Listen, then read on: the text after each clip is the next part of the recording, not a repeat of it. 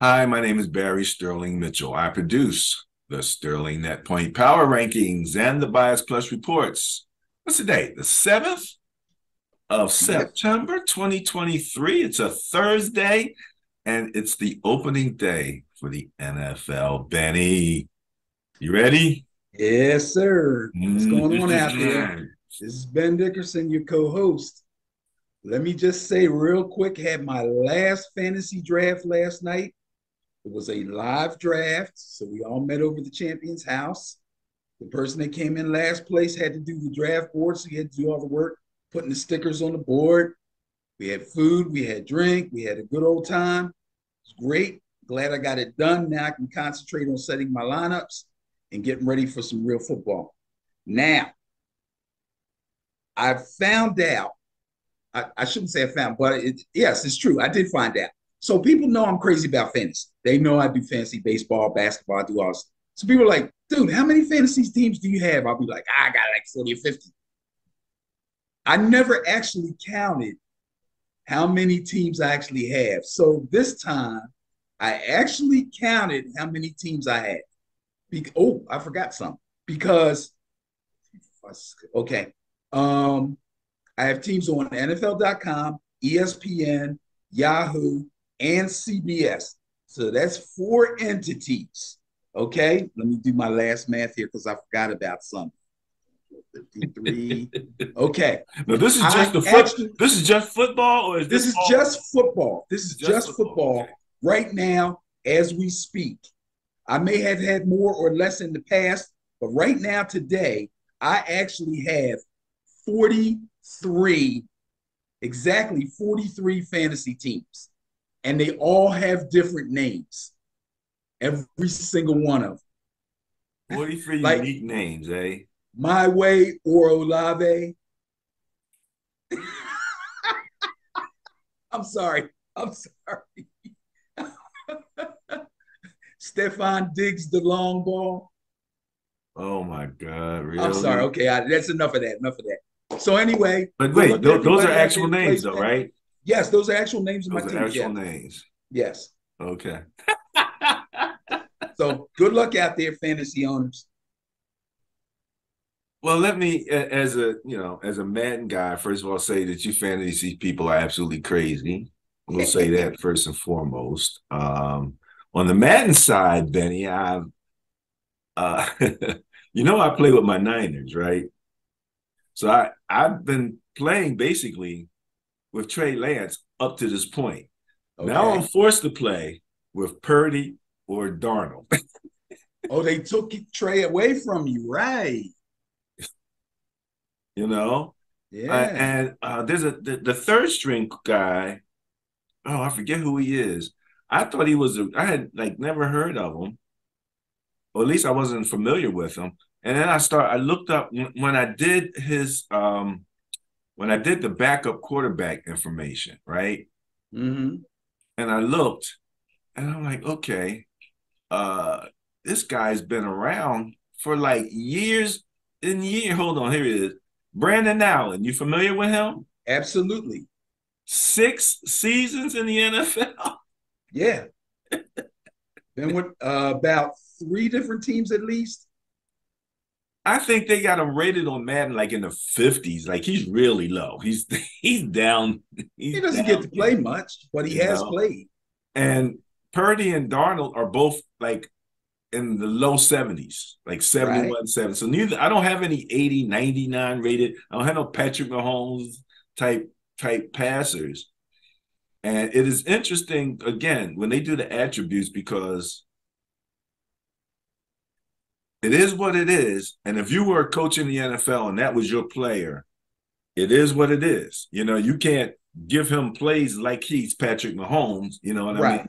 So I'm finding my ability to throw the deep ball really hindered, you know. But my short, the intermediate is pretty precise, pretty precise. Darnold's a little more athletic, but Purdy can get away with, like if you show him nothing but green, he'll take 10, 15. I can do that, with him pretty nicely. Um, but yeah, short to intermediate, you know, it's I just have to get used to working in that realm because I could throw the ball with Trey. I could just put it out there, and the guy would run up underneath of it. Couldn't do that so much with Darnold. Their accuracy isn't that great on the long ball. So it's just, again, the thing about it is you have to work with what you got. And that's what's going to make this season so much fun as we look at these teams now and what they actually had. They've had some pluses and they've had some minuses. So I'm going to let you go ahead and run your piece because you did some research that you're going to share with everybody. I'm going to let you run that. And once we finish that, then we're going to actually look at week 1 in the NFL schedule. Well, let me say this. Once the season really gets rolling, which basically will be next week, and we get our power ranking thing going, you're going to hear us make a statement about the lack of opinion and conjecture. Okay?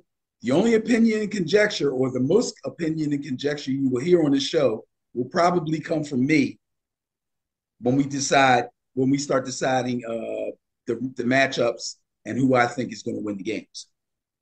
But I got some opinion and conjecture for you right now that you've probably experienced if you watch the NFL Network or FS1 or any of these other channels that talk about the NFL. What I did was I went through the entire league, decided who I think the division winners are going to be of every division, how they're going to seed, how they're going to go through the playoffs, and my eventual Super Bowl matchup and who I think will win the Super Bowl. And I'm going to do it for you right now. Easy. Let's start with the AFC. Division winners. AFC East, I like the Buffalo Bills. AFC South, I like the Jacksonville Jaguars. AFC North, I love the Bengals. And the AFC West, of course, I like the Kansas City Chiefs.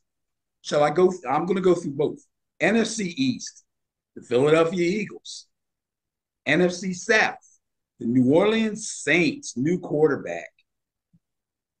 NFC North, the Detroit Lions. Yeah, I think they're ready. That new offense is cooking. And NFC West, your beloved San Francisco 49ers, who I really like. Now, the seeds go like this. In the AFC, number 1 seed will be the Chiefs. Number 2 will be the Bengals. 3 will be the Jags. 4 will be the Bills. The 5 seed, I think, will be those New York Jets. I know everybody's been waiting to hear that name. And the 6th seed will be the track team, the Miami Dolphins. In the NFC, number 1 seed, Philadelphia Eagles. Number 2 seed, your 49ers. Number 3 seed, those Detroit Lions. Yes. I'm sorry. Detroit Lions, number 3 seed. Number 4 seed will be the Saints. 5 will be the Seahawks. And 6 will be my beloved New York Giants. Yeah. The 7th seed will be the Packers. Now, the wild card round comes in. In the AFC, I believe the Bengals will beat the Ravens. The Dolphins will beat the Jags. And the Bills will beat the Jets. In the NFC, the Niners will beat the Packers. The Lions will beat my Giants. I'm sorry. The Seahawks will beat the Saints. We go to the divisional round. The number 1 seed Chiefs will beat the Dolphins. And the Bengals will beat the Bills. What a game that's going to be. That's the rematch of the Damar Hamlin game. In the NFC, the number 1 seed Eagles will triumph over the Seahawks, and your 49ers will beat the Lions. AFC Championship, the Cincinnati Bengals, write this down, will defeat the Kansas City Chiefs. Write this one down too. In the NFC Championship, your 49ers will defeat the Philadelphia Eagles. And in the Super Bowl, the Cincinnati Bengals will lose to the 49ers. Yes, your window is open, bro. It's only cracked a little bit, but you can squeeze through there if you keep Purdy healthy. 49ers will win the Super Bowl. I am flabbergasted. And I only got one team, that's New York Giants. But in the AFC, I try to pick the best AFC team, I think. And I'm really riding with Cincinnati. But I think y'all get them in the Super Bowl. Yeah, I'm sitting here listening to it, and I'm thinking you're going to say, and Cincinnati finally gets over the hump with the Niners in the Super Bowl. I had to think they have long not and had hard good luck about against us in the Super Bowl at all. But that was, so long ago. Right. I mean, wow, that is. That was Jerry Rice and John Taylor. Woo. You know what I'm saying? And St. Joe talking about the people up in the stands. What did he say in the beginning? It's like, oh, is that such a? Yeah, well, look, there's John Candy up there. John Candy, yeah. St. Joe. Wow. Okay. Well, just the thought has me, I'm all, got goosebumps. Yeah, goosebumps at the very thought of it. Jimmy Christmas. Okay, Niners win the Super Bowl. That would be 6. The quest for 6 continues for sure. Now, the Lions situation, we're going to talk about as we go into the schedule because, again, I have some background information that I shared with you about, based on how this matchup would have looked based on last year's net points and turnover differentials and stuff like that as they ended up the season. So that team that was playing, in both cases, the two teams as they were, we just took a look at it, but we know that those teams are different now.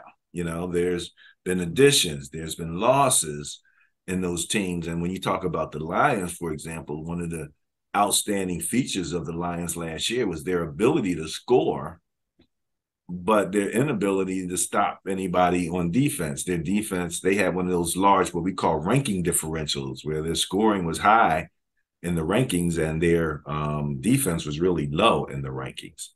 Right. So as I hear people talk about what the Lions can do offensively, I'm like, okay, well, all they got to do is keep it up, as far as I'm concerned.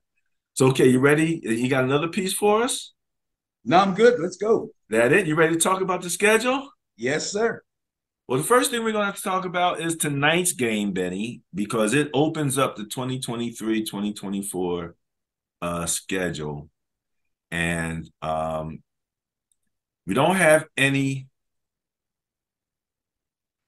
numbers. This is week 1, so there's no differential to talk about, but we can talk about them in a number of different ways. You ready? Here we go. Let's open it up. You were talking about those Detroit Lions. They're at the Kansas City Chiefs, Benny. Now, when I looked at this, the Chiefs obviously were favored, based on last year's performance. The Chiefs, however, coming in, maybe a little hobble with Kelsey. I posted the question, who was more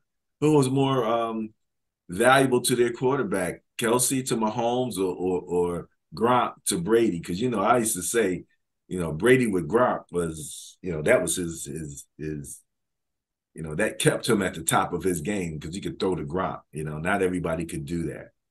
So you got the Lions, and they have to travel. They got to go into KC, and KC is missing somebody on their defensive line, aren't they?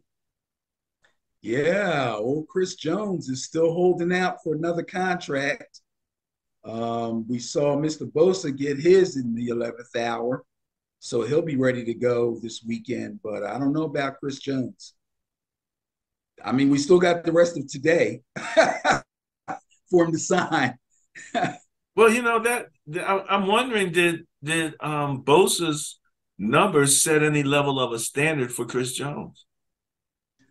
That's interesting. That kind of happened for Lamar. Interesting. Yeah, that's going to be very, very interesting because I think it was a couple of weeks ago when we were talking about the top 100 and we went through the top 10. Chris Jones's name was on there, but so was Bosa's. and Bosa was higher, if I remember correctly. Yeah. So now I think it would have served Chris Jones well to maybe try to get signed before Bosa. It would have been better for Bosa. You see what I'm saying? Because Chris Jones is going to be hard pressed to get as much money as Bosa. He really is.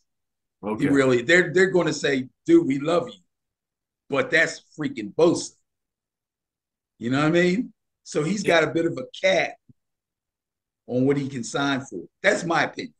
I don't think the inside rushers get paid as much as the edge rushers They do anyway. not. They do So, not. so yeah, position wise, he's at a disadvantage there.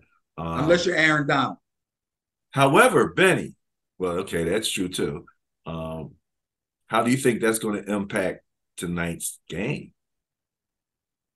Well, first of all, the Kansas City Chiefs defense is not stellar by any means. Missing Chris Jones is going to be a big, big thing for them if he is not able to play.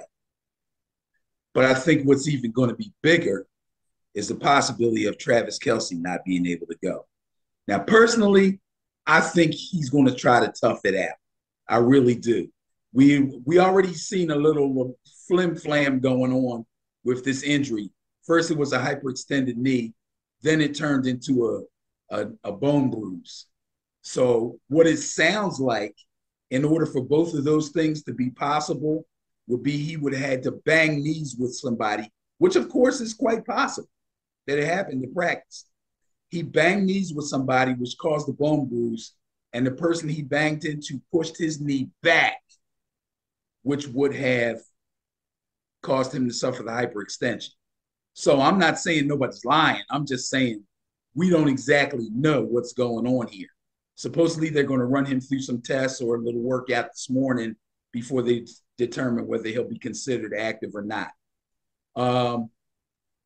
That being said, the Detroit Lions offense should be clicking on all cylinders. I cannot wait to see Amon St. Brown on the field again. I cannot wait to see this rookie running back, Jahmyr Gibbs.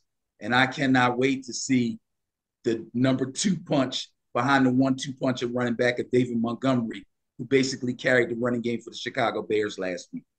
All that being said, I'm picking the Detroit Lions to go into Arrowhead and win that game. Might as well start off the season with an upset, bro. There'll be some kneecap biting in Kansas City. Eh? Absolutely. Well, I mean, what do you think about the Lions defense? I mean, I know you say Kansas City's defense is not stellar, but do the Well, Lions now have their a stellar defense. defense? Because like I said, they've been scoring points all along. They picked up a Jahmyr Gibbs, but they lost Swift, you know. So, I mean, I don't know how much of a net add that is, but I don't know how much better their defense is. Personally, I think that's a big net add, but we'll see. Defensively, they were not stellar. In fact, they were far from stellar. I don't remember where they ended up in last year's rankings or how much lower they were from the Chiefs. I have a funny feeling there wasn't that big of a difference. They did make some additions. I believe they will be positive additions, but I don't know that they made enough additions that will make that big of a difference defensively for them. See, here's the problem for the Chiefs. First of all, the Lions do have Aiden Hutchinson, who is a really, really good, borderline great pass rusher already, just going into his second year. Also, I challenged a couple of people that wanted to argue with me about stuff in the gym. And I real fast said, real quick, name a Kansas City wide receiver. And they went, Every once in a while, I got a Sky Moore. Every once in a while, I got a Juju, who's not there anymore. He's with New England. That could be a problem. And without Kelce, Sky Moore, Kadarius Toney, these are the people they're going to be depending on. I'm not saying they can't get it done. Yeah, that's true. Mahomes is still running things back there. I'm not saying they can't get it done. I'm not saying come over here and picket my house if Kansas City wins the game. All I'm saying is I think they're going to be it's going to be a tough one. It's going to be a tough one. Not so Yeah. much because Detroit's defense is so much better, but because Kansas City's offense will definitely be challenged. Okay. Yeah. Yeah. I'm interested to see that also because again, so often the interplay between Kelsey and Mahomes on plays Right. and when they break down. You know what I mean? That interplay, that dance between Kelsey and Mahomes is something that is just almost instinctual between those two now. So now you got to run the play. You got to read. You got to hit the open man. You don't want to be messing around too much, rolling around, especially this early. And like you said, Aiden Hutchinson will run his butt down. he is somewhat of a force, and I got to give it to him. So, but he was there last year also when they were getting waxed and they were getting beat up, and he's one man. So I don't know how much they've improved their defense.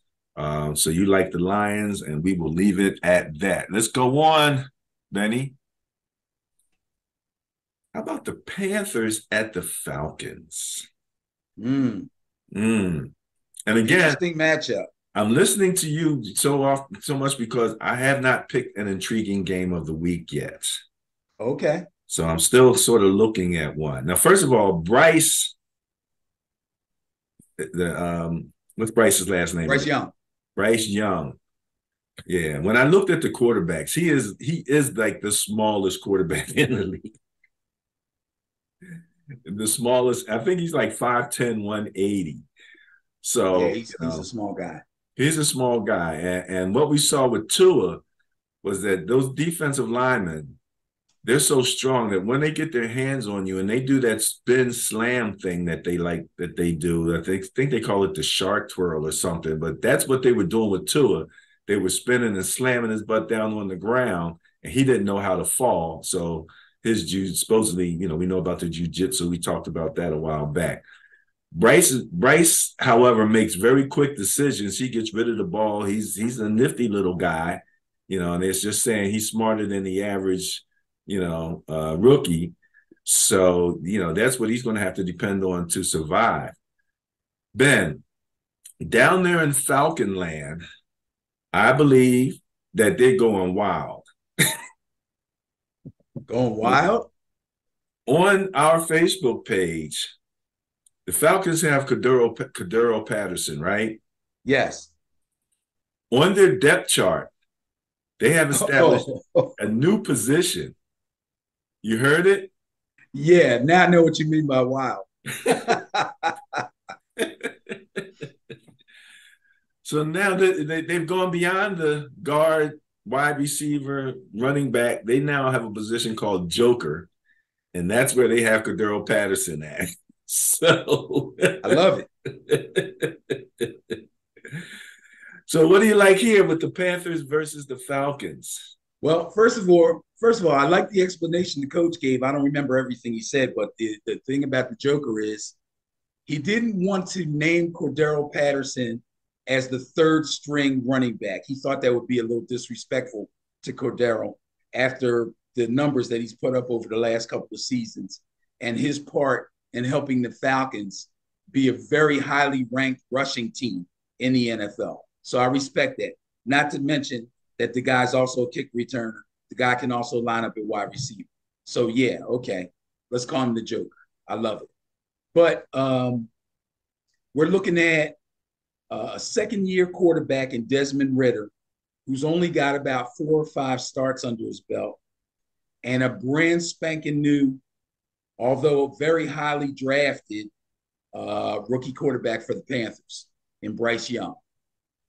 Bryce Young scares me when those big linemen get around him. I'm telling you, this guy's really small. He's very slight. It's not even about his height. It's about his little skinny arms and little skinny legs, But I do believe that the Panthers have a little bit more on defense than the Falcons do. And I do believe that Ritter's got a long way to go to become a really good quarterback. I do have to respect the Falcons' run game, though, and they did take a running back in the first round. Even in these days of the devaluation of the running back, they got Bijan Robinson, another guy that I cannot wait to see on an NFL field. That being said, ooh, this is a tough one. Cheese and crackers. Bijan, Bijan's already. You talk about the money made outside of the game, Oh yeah, outside of the NFL. Bijan's already got commercials. absolutely. Bijan mustard? Are you kidding me? Not even no. He's got something else going on where he's talking. I They're saw like, that. Yeah, I can't remember exactly what it was, but people are loving it. yeah, it's gone viral. Whatever it is, Yeah. I haven't had time to really focus in, but he's talking and it's going viral. So that's a great thing. So I tell you what, I'm going to go with the Falcons on this. Number one, because they're at home. Number two, because they got Bijan, and I love me some running backs, and I especially love me some first round running backs, a la Saquon Barkley. So let's go with Bijan and the Atlanta Falcons. I'm going to take them to win this game. All right, so let me just add this to it. Who's the coach of the Panthers? It's Former Eagle, right? Frank Reich. Frank Reich. Man, I got names in my head. Frank Reich. Frank Wright. And the coach for the Falcons? Arthur Smith? Yeah, he got the plainest name in the world. Yeah. Frank Wright. Who do you like better? As a head coach Yeah. or as an offensive mind, defensive mind? Well, we can always do the coordinator thing. We did that already. Right. I got a lot of respect for Frank Reich. I really do. I can't say that I don't. I don't know. Things didn't work out for him in Indianapolis, but a lot of stuff's not working out so well in Indianapolis right now. So, because they got kind of a nitwit for an owner. But I like Frank Reich. Okay. Okay. So you would take Frank Wright over Arthur Smith If in I the had my coaching battle. druthers, Huh? if I had my druthers, Had your druthers? Okay. All right. Just want to know. Just want to know. There we go. So you're taking the Panthers. no, I'm taking the Falcons. You're taking the Falcons. So you, Yeah, you give Wright the coaching kudos, yeah, but you take the Falcons anyway. yeah. The coaches don't play. Hey, coach. That's the brain trust. All right. He does. Let me tell you, they do have some weapons though down there in Atlanta, man. I'm telling you. They got what their one receiver is what 6'4", Drake, 6'5", they got Drake London and Kyle Pitts. and we got Kyle Kyle Pitts is Pitts. from Philly, and those are the guys that they're dependent on quite a bit. And then they added the running back. So I mean that's a powerful. Tyler Algier, They got Tyler Algier, but I'm talking, right? yeah. And they ran the ball extremely well, which means they got a good road grading offensive line. That's why I'm picking them to win this game. All right, that makes sense. That makes sense. Battle of Ohio in week 1, Benny. The Cincinnati Bengals travel all the way down to Cleveland to meet with the Browns. We have Deshaun finally getting an opportunity to play with a regular preseason and all of that. So he's been there now. No, it's not new with Cleveland with him. There's a question about Joe Burrow, his his calf Yeah. muscle. So there's a question as to whether he's going to play, even though he said he would be ready. He is one of those, I'll be ready, however, XYZ and double Right. double K. So we don't know about that. So what do you got on Cincinnati versus Cleveland? Well, I've been pretty clear. And if I haven't, let me make sure that I am very clear. Cincinnati Bengals, I think, are the class of the AFC this year. That being said, I'm going to pick Cincinnati to win this game. I believe Joe Burrow will be ready to go. He said he felt he would be ready. Obviously, they're going to put him through a little pregame stuff to see how he's moving because calf muscles can be tricky. They might feel good, and then all of a sudden you make a certain move and boom, tweak it again. But I think he's going to be ready to go. I think they handled the situation very, very well. Shut him down in the preseason, gave him lots of treatment and all that stuff. It will be interesting to see how the Browns look, to see how Deshaun Watson looks after being around his teammates for an entire off season and an entire preseason, OTAs camp and all that stuff. I'll be interested to see if Nick Chubb continues his dominance in the ground game, and I expect to see a lot more out of Amari Cooper this year. But I don't think the Browns defense, although they should be improved, are going to be enough to stand up to Joe Burrow, Jamar Chase, T. Higgins, and all that crew. And I also talk about, and maybe I will do a segment about this later on because I'm really interested in this since there's been this whole talk of the evaluation of the running backs. Running backs who contribute in the passing game. Okay, Joe Mixon will be one of those guys. Oh, yeah. Another big plus for the Bengals. So I'm going to go with the Bengals in this game. Okay. Now, the Browns on one defensive end, they have, what's his name? The guy. It'll come to me in a minute. But they got another guy on the other end, didn't they? I don't know. Did they sign Clowney? Clowney's been on every team in the doggone league. Every year, Clowney comes into the season with no team and somebody signs him late in camp. This guy's got it off. Talk about the best job in the league. This guy doesn't go through any training camps. He just sits around and waits for somebody that needs a D lineman and then signs.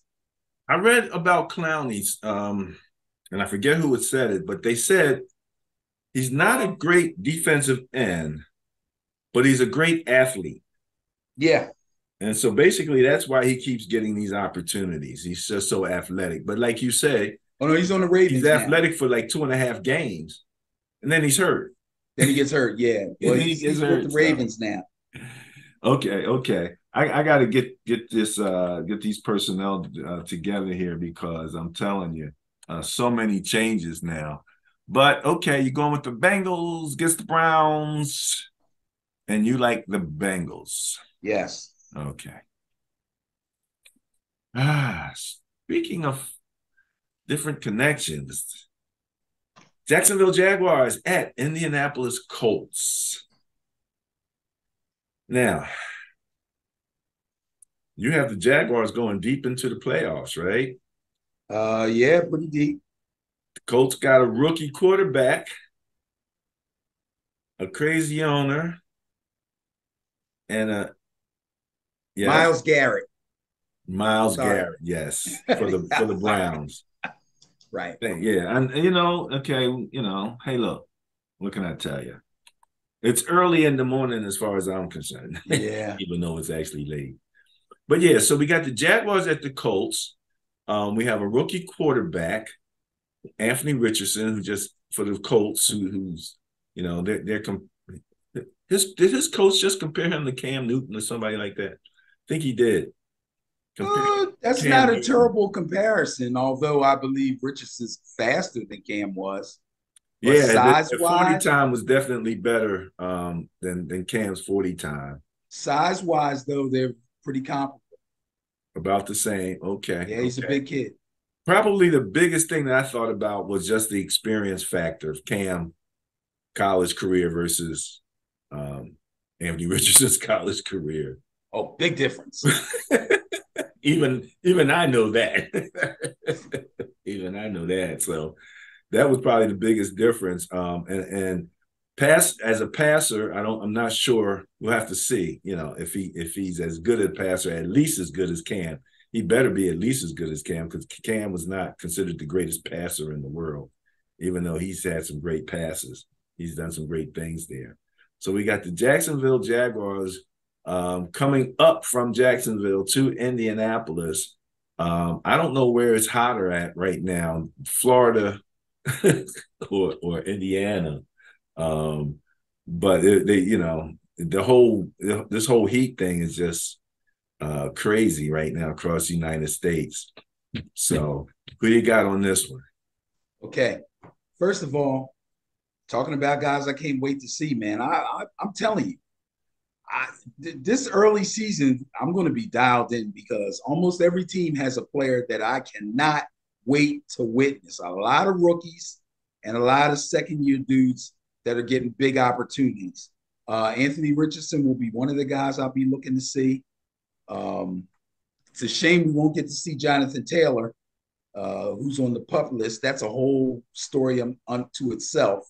But I'm going to go with the Jacksonville Jaguars. I love me some Dougie P. I love me some Trevor Lawrence.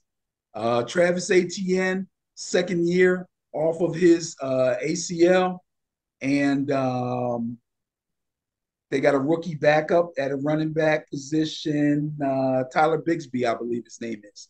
The Jags are going to be pretty interesting, and I'm looking to see how much they've improved their defense. So, yeah, I think the Jags are going to go in there and take care of business. Yeah, I mean, Trevor Lawrence, Anthony Richardson at quarterback, I think the differential is pretty evident in terms of, just experience and everything. And I hope they don't make Anthony Richardson do too much running. I don't want him to turn into, what they did with my man up over in Chicago, in leading the league in rush and running.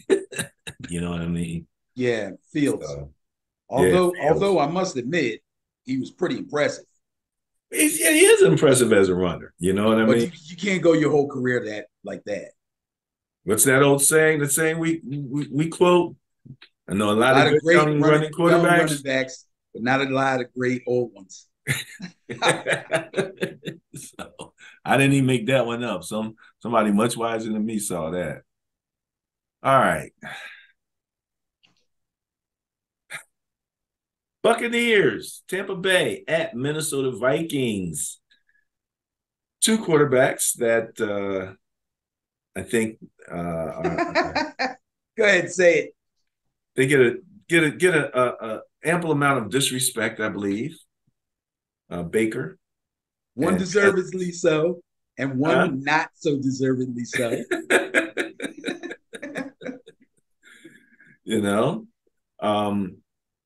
But you got the Buccaneers. That defense, I'm not sure where their defense is right now, but we know that Minnesota was, again, one of those teams that could score, but they gave up a lot of points. And I believe that they had like one of those great records where they were actually net point losers, but they had a great record. Part of that is where you give up a lot of points in one game, and then so your net points are, what's the word that we were used? Skewed. The skew kicked in a bit. But long story short, Minnesota went a long way last year, and the Buccaneers finally decided between Kyle Trask and Baker Mayfield. Oh, my goodness. What a competition that wasn't. So, it may not be over. Huh? It may not be over. It may not be over. Yeah, I know. If Baker stubs his toe, they'll probably put Trask in a second. Oh, my God. Tampa Bay versus the Vikings. Who you got? I got to go with the Vikings on this. I can't get my arms around Baker Mayfield, and I'm sorry. I like what he did with the Rams last year. I really do. Not that it was so great, but he looked competent after looking so bad when he was in Cleveland. So I tried to give him some credit for that. And I understand what the Buccaneers are trying to do by bringing him in, because although Kyle Trask had been on the team for a while, he had never had the opportunity to really show his stuff because he's playing behind Tom Brady. I mean, what the heck? You know what I mean? But I got a funny feeling that they won't hesitate if Baker doesn't get it done. Kirk Cousins is Kirk Cousins. He's still got Justin Jefferson. They picked up another guy, a young kid named Addison, who should play very well on the other side away from Jefferson. They got themselves an interesting tight end to look at. His last name is Laporta. I believe he's another tight end out of Iowa, where TJ Hawkinson came from. And we get to see Alexander Madison carry the full load now that Dalvin Cook is not there. So again, I'm dying to see how Madison does with between 20 and 25 carries. I know he can catch the ball out of the backfield. So Minnesota should be pretty good on offense. Defensively, the once proud Buccaneer defense, I don't want to say is a shell of itself, but it's nowhere near what it used to be. Again, you could probably tell me a little bit better after looking at the final rankings from last year, but I think the Vikings defense won't be as hard pressed to stop Baker as the Buccaneers defense will be hard pressed to stop the Minnesota offense. So I'm going to go with the Vikings. Yeah, I mean, you asked the question here, and actually, to be quite honest with you, based on last year's numbers, Benny, They it was weren't actually, terrible. well, again, that was last year. Right. The Vikings, I mean, the Tampa Bay defense wasn't great last year. But the Vikings were only 1.6 bias score favorites based on last year's numbers. Mm. So the question, as I always say, is, who did better in the offseason? And that's what we'll have to find out. All right, let's see here. You're going with the Vikings. Correct. Kirk Cousins. Amazing. Tennessee Titans at New Orleans Saints. Well, I kind of know where you're going to go with this, but I'm just going to let you carry the load on this one. You think you know where I'm going with this? I think I know where you're going with this. Yeah, you're probably right. Tennessee Titans. Oh boy, how long can Tannehill hang in there? I don't know. Somewhere along the line, I think we're going to end up seeing either Will Levis or Malik Willis. But the season's just starting, so we're going to go with Tannehill and Derrick Henry and see where the chips fall. D-Hop is there. That's a big plus for the Titans. On the other side, they got a young guy coming along, Treylon Burks. So we'll see if Tannehill can make the connection with those guys. Titans are not dead yet. Their defense is decent, but I like what the New Orleans did over the offseason. I like the addition of Derek Carr, a quarterback who, like we talked about some other guys, kind of like a Kirk Cousins, just didn't seem to me like he was the right fit in Vegas. I like Derek Carr. I really do. I think the Saints are going to be much better fit for him. I think he's going to do better with that coach. I think he's going to do better with the players around him, the weapons around him. Guy I'm dying to see, can't guard Michael Thomas, finally back from a multitude of injuries. Finally, he had an ankle, he had a knee, he had a wrist, he had all kind of stuff going on. Now I believe he's 100%. So I want to see. This guy was, when it came to short and intermediate routes, his Twitter handle was "can't guard Mike," and it was true. He couldn't be touched. So Mike is there. Also, we got Olave going. So the passing game should be nice. I think Carr is going to be very happy working with those guys. Alvin Kamara is out on a suspension. I believe he has to serve like 3 games. Yeah, I'm pretty sure he has to serve 3-game suspension. However, Jamal Williams has come over to the Saints from the Detroit Lions. And if I'm not mistaken, Jamal Williams scored double-digit touchdowns last year. He's a short yardage marvel. So he'll be starting those first 3 games. I like the Saints. Jamal Williams is a Japanese anime fan. Yes, he is. He walks around crazy with all about that stuff hanging off his belt. He's a character. Oh, yeah, but they were asking about how he liked in New Orleans, and they asked him how he liked beignets because, people are, I hope I'm saying it right, beignet or beignet. And he's like, oh, that's a funnel cake. Okay, yeah. It's a funnel cake. What? And they did not like that, No.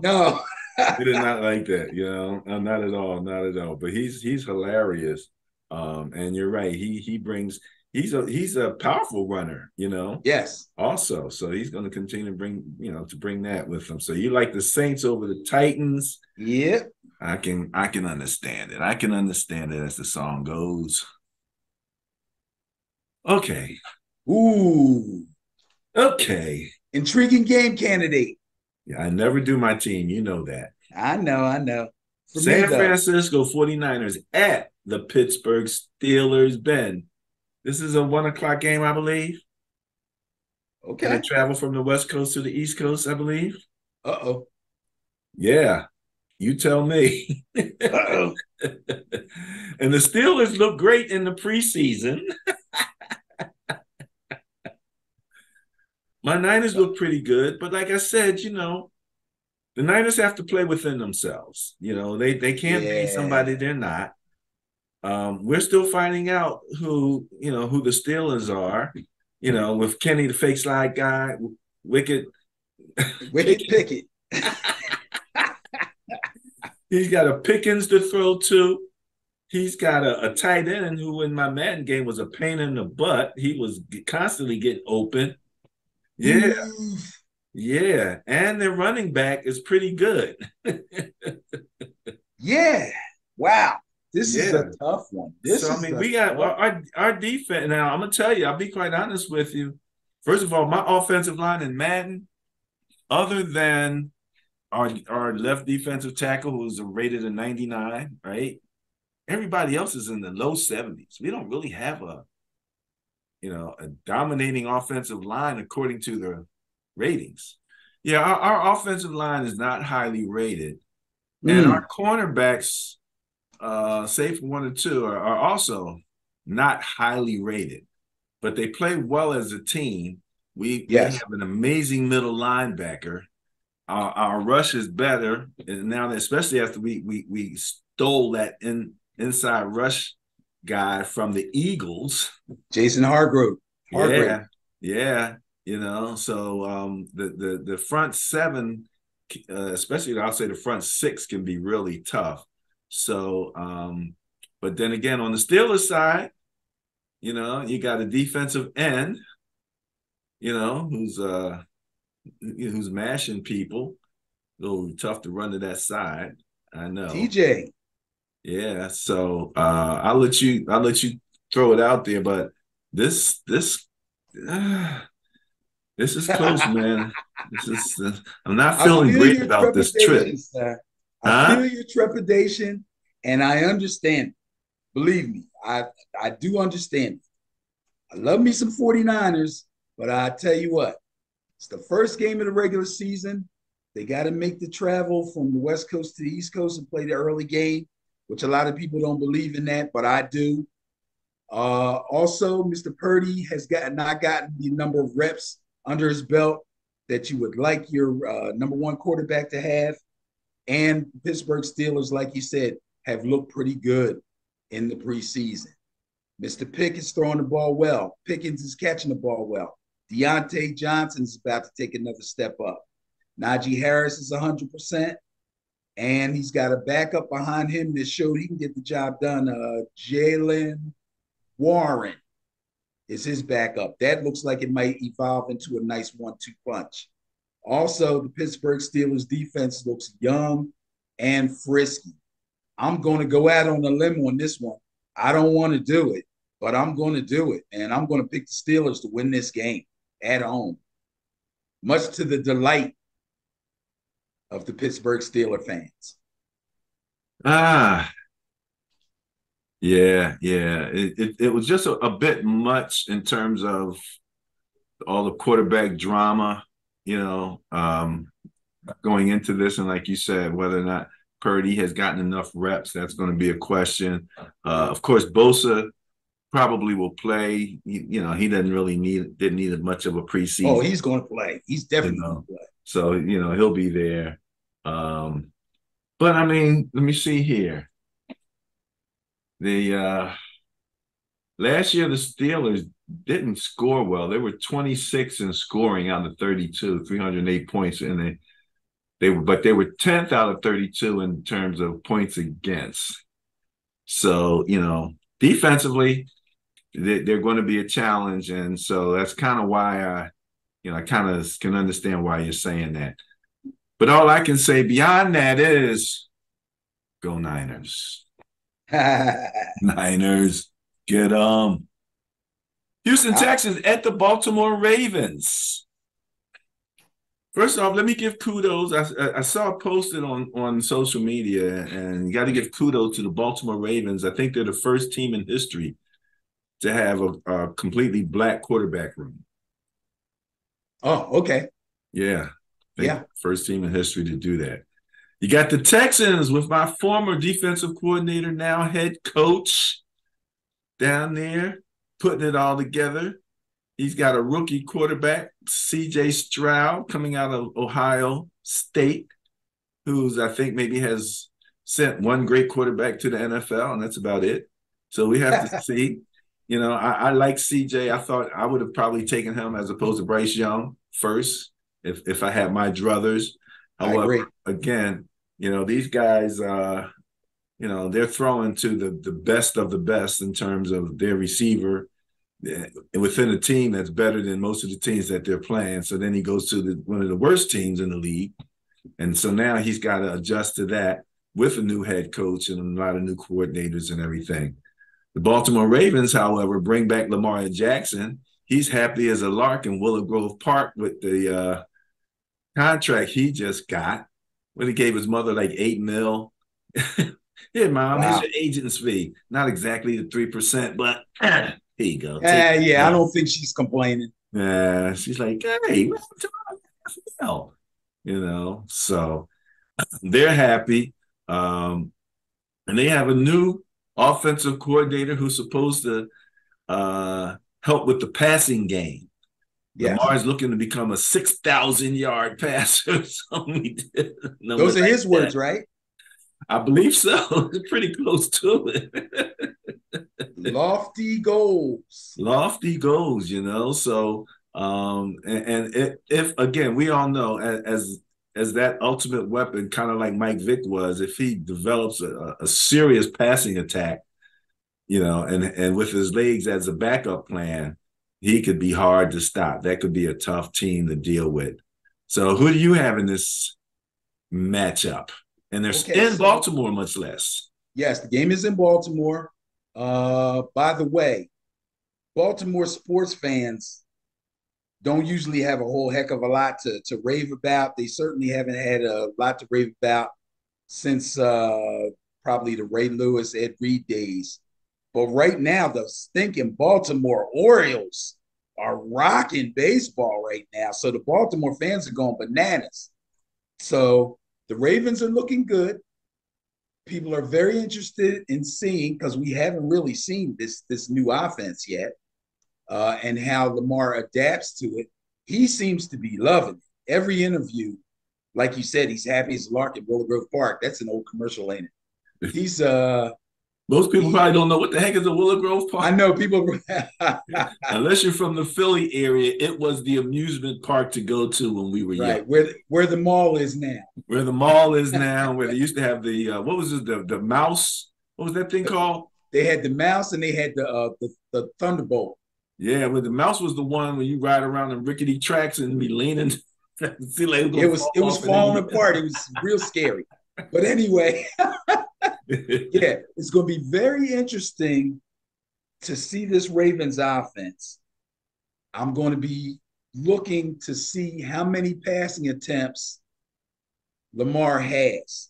Now, it's going to be a little tricky. Probably get a better look at this offense once they play a team that's going to be a bit more challenging defensively than the Texans will be. But because I think they'll be able to control the ball on the ground pretty well. J.K. Dobbins is back. He looks healthy. Gus Edwards looks healthy. So we may not have to see Lamar on the ground very much, although I'm sure he's going to have his few running attempts. Also, can't wait to see C.J. Stroud in his first regular season NFL game.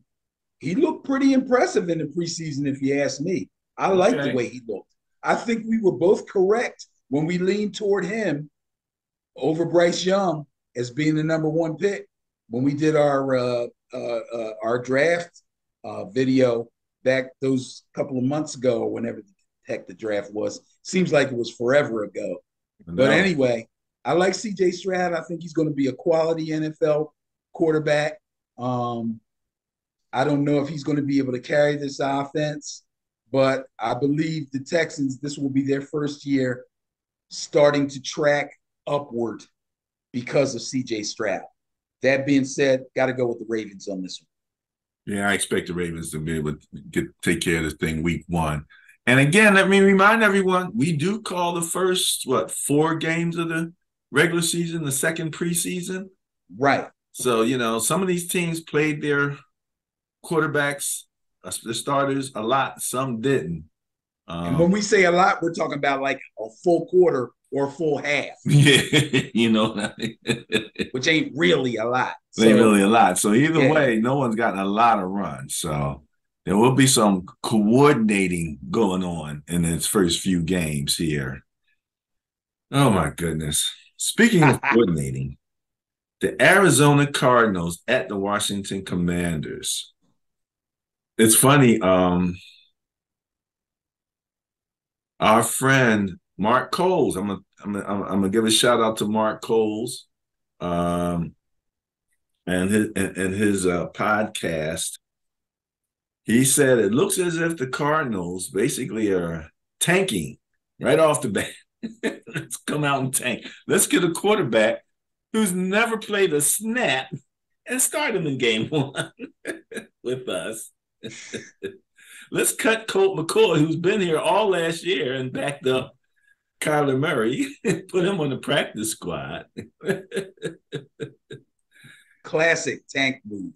Classic tank moves. And they were already, pretty much everyone had them pegged as the last ranked team in the NFL. I will give them a little bit of kudos because they cut my boy Corey Clement, but then they put him on the practice squad. So I've had some conversations with some of his family. I said I could see them now trying to tank. They go down and say, well, let's put this guy from the practice squad in. Let's put this Corey Clement guy in there. And then Corey comes in and starts running wild. And they be like, let's take him out.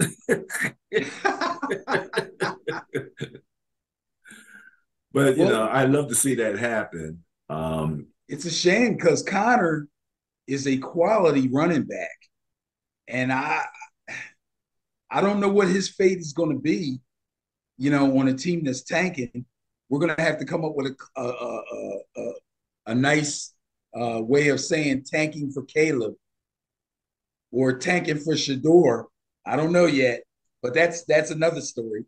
But that is another story. But it's funny that when you say Caleb, because his father has already said if he don't like the pick, he'll just stay another year. I didn't realize he was a junior. Yes. And he has another year of eligibility. Yes. Whereas opposed to Shador, where they might go, we're going to take Shador, and Dad says, take that contract, son. Take that.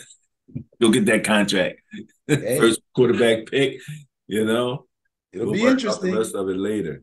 But and then we have a new coach, the former Philadelphia Eagle coordinator for the Cardinals now coming in into that situation. Not like a new coach with a tanking and they're trying to tank. And I'm not saying they're trying to. I'm saying they've been accused of tanking. Let me say that right now. I don't know if they're. Yeah, but the Colt McCoy thing was a classic tank move, though. It was. I mean, that's all the indications. The indications are there. Let me put it that way. Right. It's suspect. We have suspicions about the Arizona Cardinals. And then in Washington, you have the Commanders now with the new offensive coordinator, Eric Bieniemy, and whether or not they've been able to get their thing together. They were having some problems with the Eric Bieniemy way. The Tao of Eric Bieniemy was pissing a few of them off, or at least upsetting them when they had to go talk to the head coach, like, oh, coach, what's going on here? This guy just called me a blip, blip, blip, blip. So he used worse language than they use on Hard Knocks. Gee, he could. After you told me that thing about Hard Knocks, I had watched the first couple episodes, and you got to remember, I coach flag football, so I'm around guys that are the same age as these NFL guys, all in their 20s, early 30s. So I'm kind of like, I hate to say it, but I'm a little more used to hearing that language a lot. But their defensive coordinator, he's out of pocket, man. He really sounds like he's doing it on purpose. And Really? we're talking about the F word. He's way out of pocket. I'm like, dude, you're trying too hard. That's crazy. So I see what you were saying. I But mean, and I've heard it mentioned already in the media. So yeah, it has been recognized. Yeah, yeah. yeah, Commentators threw that out one time. Yeah. yeah, it's a You lot. know. It is a lot. So we talked about Eric Bieniemy and his time to shine without the shadow of Andy Reid over top of him, Mm-hmm. as a potential head coach. So here he is with the Washington Commanders now, and the Commanders decided to keep at quarterback. I'll let you pick it up from here because you got all the fantasy Yes, guys. Mr. Sam Howell, who I'm actually on my how many teams did I say I have? Like 43 fantasy Something like teams. that. I think I'm starting Sam Howell on like two of them Okay. just because of this matchup.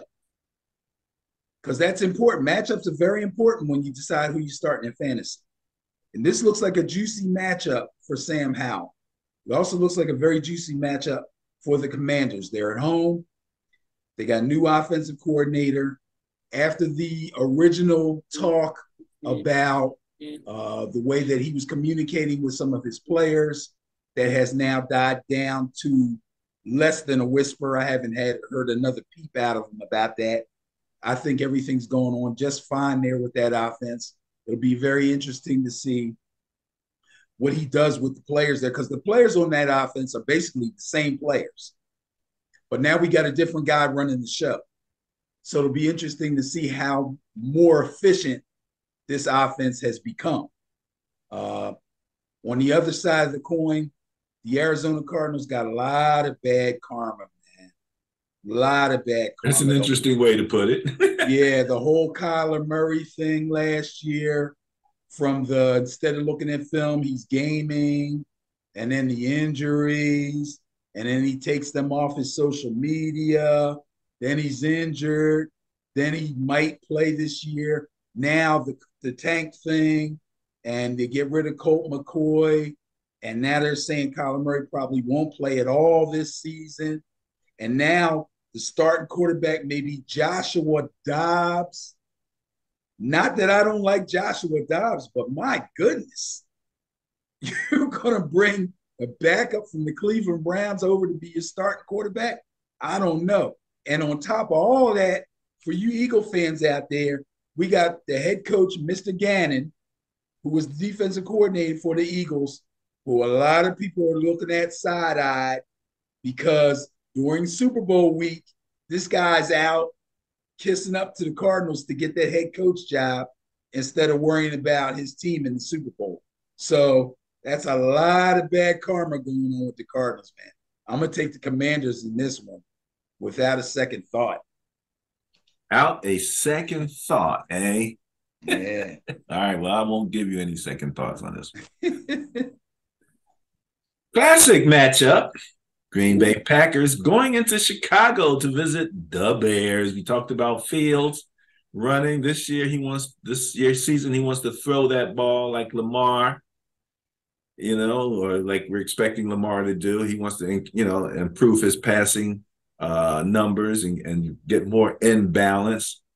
And we got Love coming out of the Packers. Now, Benny, I hate to say this, but you did declare him a bust at one point. I knew you remembered that.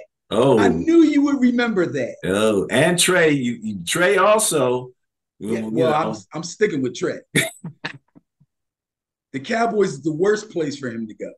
It could be because I had no clue why they would even think about taking Cooper Rush and putting anybody ahead of him. But that's a story. We'll wait till we get to talk about bad luck for a player, man. Talk about that.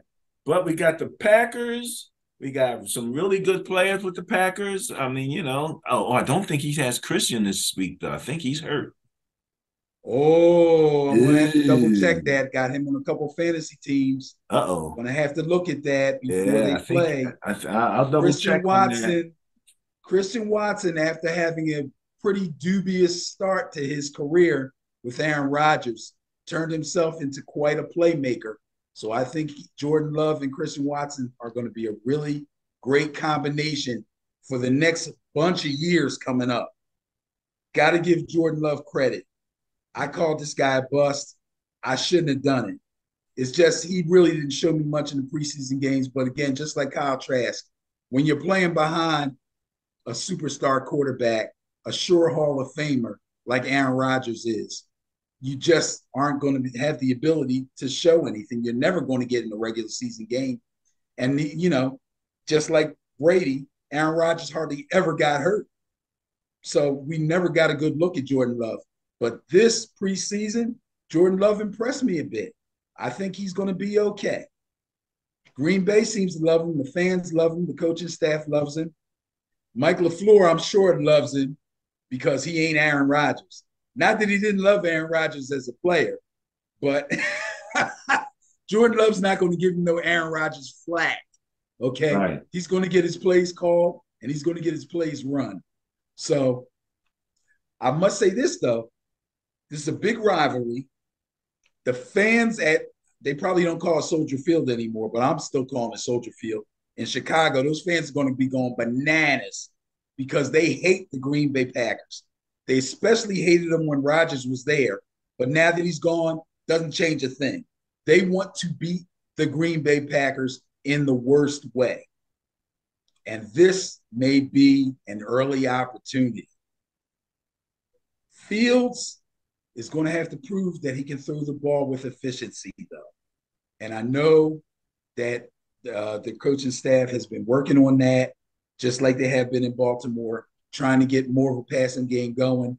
They got DJ Moore away from the Panthers. He's now the number one receiver over there. They still have Darnell Mooney. I think they got a tight end from someplace and a couple other guys whose names escape me right now. Their offense will be improved. Whether it will be improved enough to beat the Packers, I don't know. I think Green Bay's defense is better, though, so I'm going to go with the team with the better defense. It's not a long travel for Green Bay. They can darn near do that on a bus. They probably won't, but I'm just saying. I'm going to go with the Packers. So even with they're saying Christian Watson misses practice with a hamstring. Hamstring's not good. Hamstring's not good. Romeo Dobbs, he's hurt too. So above and even with all that, you think that the Packers can get the job done? Yep. With their first year starting quarterback. Yep. People looked at me funny in fantasy. I picked a guy named Jaden Reed. Watch the Packers. Look for Jaden Reed. R-E-E-D or R-E-I-D? R-E-E-D. Reed. Okay. There he goes. All right. Las Vegas Raiders at the Denver Broncos. Two quarterbacks that we know pretty well. One, Mr. Garoppolo, former Niner, and one, Mr.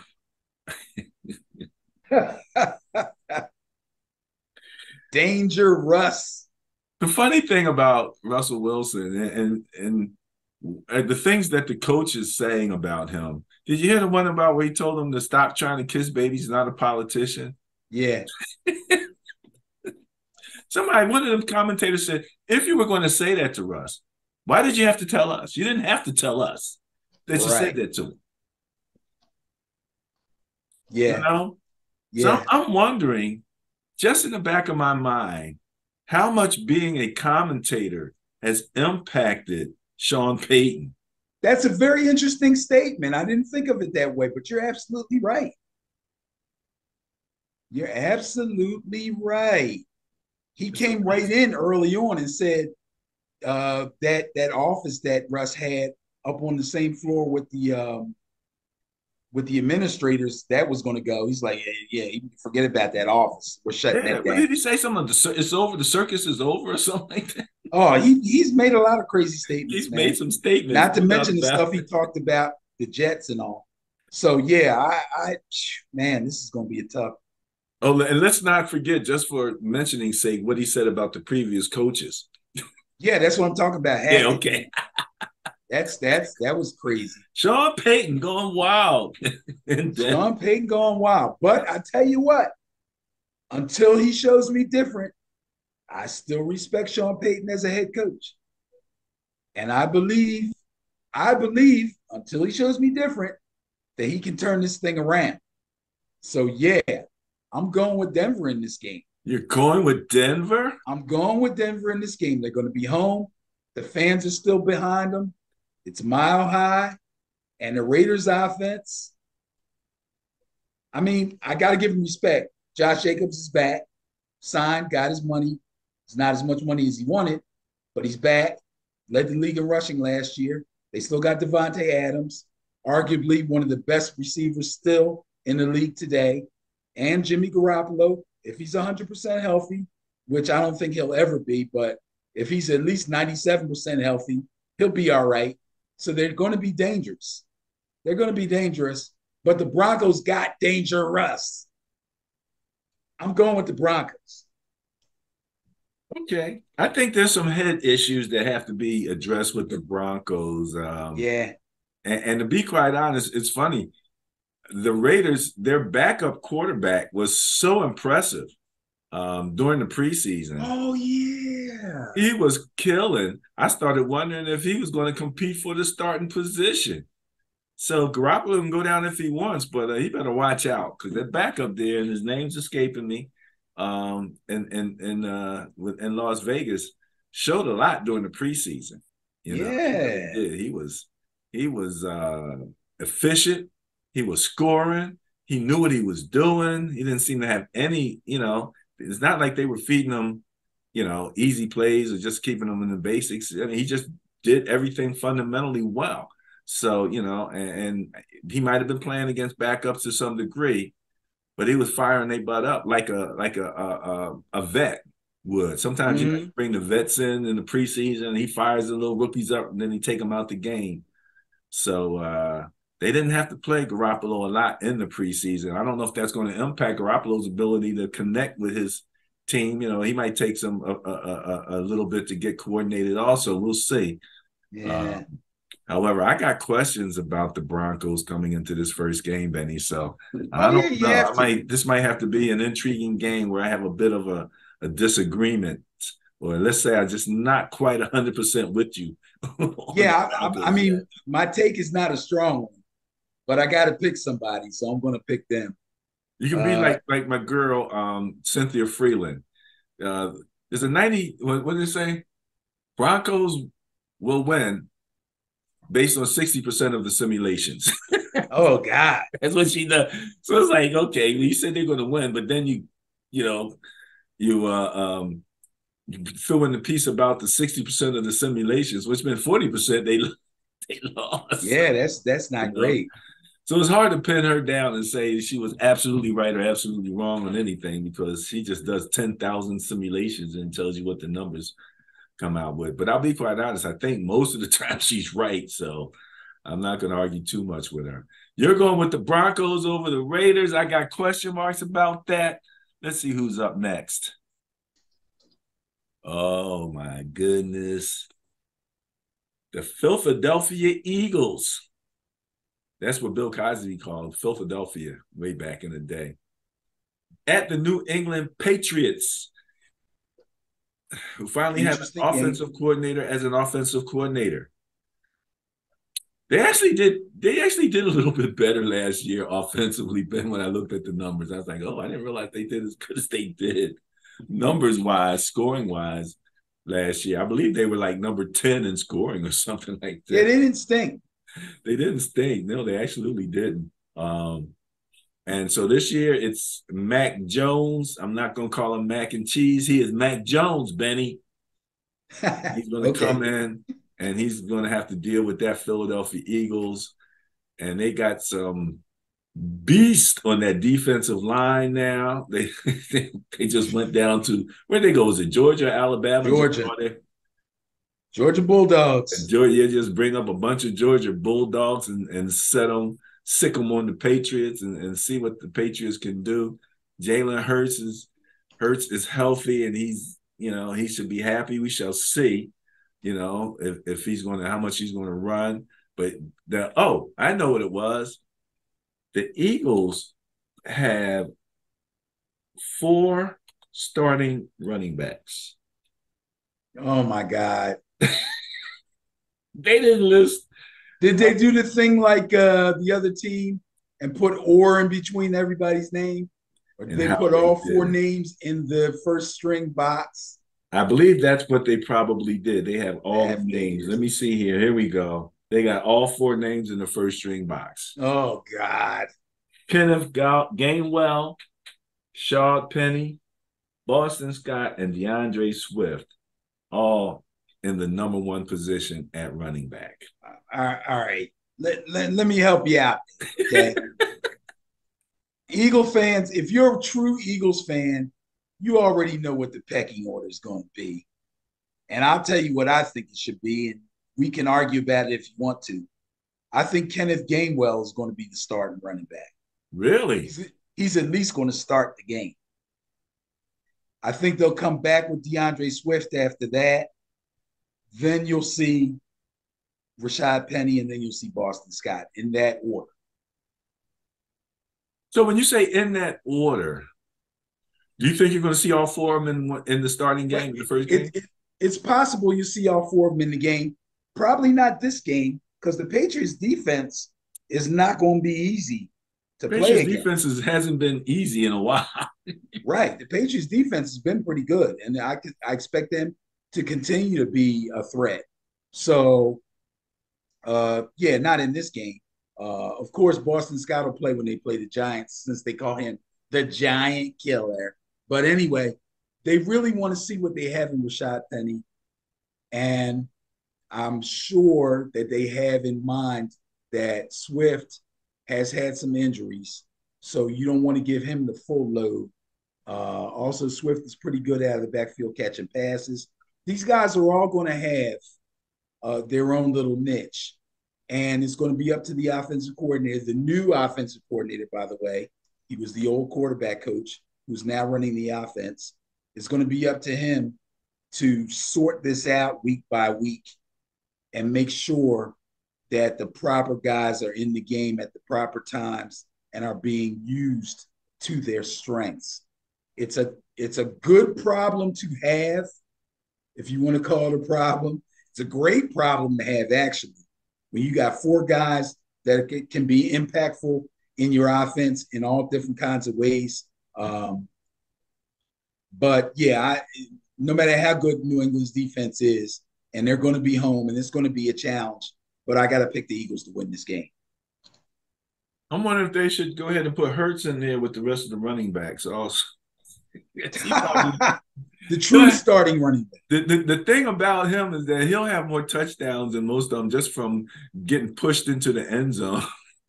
So every time they get close, I'm looking for the push play from more than just the Eagles this year, Benny. Let me say definitely going to see I that. think you know how much of a copycat league this is. Absolutely. I believe Sean for the Broncos, Sean Payton has already said, well, if they're not going to outlaw, then we'll just do the same thing. Right.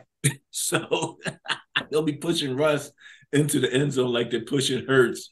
That's going to be everybody's go-to play when they're at the 1-yard line. Why not? You better believe if the Colts get anywhere near the goal line, Anthony Richardson's going in. Oh my goodness. Yeah, well, that could be a whole nother thing.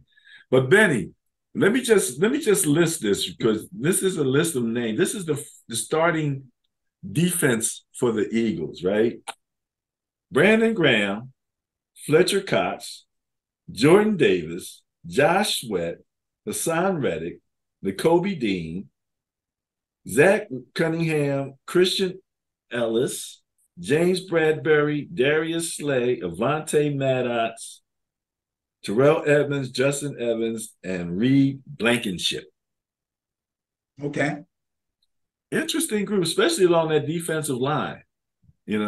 That's a pretty much a monster defensive line right there. There's one guy in there I keep thinking that you don't like, though, and I forget who it is. Is it Fletcher?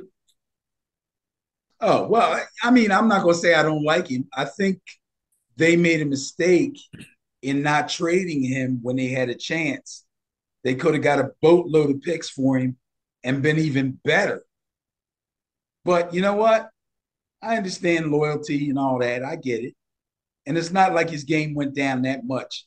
But while he was still good and just starting on the back on the downside, there's all kinds of picks they could have got for Fletcher Cox. Okay. Gotten a little younger. They're already younger. So his starting spot is slightly in jeopardy. Okay. We'll Okay. see. Okay. Well, he's on the tail end, so then he got another year or two out of the situation. That ain't bad. Ain't nothing wrong with that. We ain't mad at that at all. We ain't mad at that at all. All right. What do we have next? Oh, I'm sorry. Who you going with? Eagles. Going with the Eagles, week 1. Oh, let me tell you, man. My wife's nephew. Oh man, he's all up in my face, hyped about the Eagles. Oh gosh. Hyped. The hype was it's palpable. It was palpable. All right. Miami Dolphins, or as I call them, Niners East, at the Los Angeles Chargers. So they're going from the East Coast to the West Coast to see the Chargers. Herbert, Tua, Tyreek Hill, speed, great receivers on the other end. Another Rich Bosa. Can you imagine being the Bosa family right now, having 2 sons whose contract totals over $300 million? Woo. Well, so we got the Kelsey family, the Bosa family. We had the Watt family, but JJ retired. Right. Okay. Holy mackerel. The Diggs, And got the Diggs all of them are family, rich. right? I don't think they've hit one Diggs did, the receiver. He got Oh, yeah, the Diggs family. They're yeah, coming up. he got the contract. So yeah. So the Dolphins are going into LA to see the Chargers. Uh, This what do you this got on could this be one? another this could be another intriguing game candidate. Uh Niners East, aka the track team, takes the trip out to the coast to the beautiful weather of I was about to say San Diego, but Los Angeles, which probably isn't as beautiful as San Diego, but nonetheless, uh, we have our first coach who pops into my mind as being on a possible hot seat. Brandon Staley, the Chargers head coach, has got to do better this year.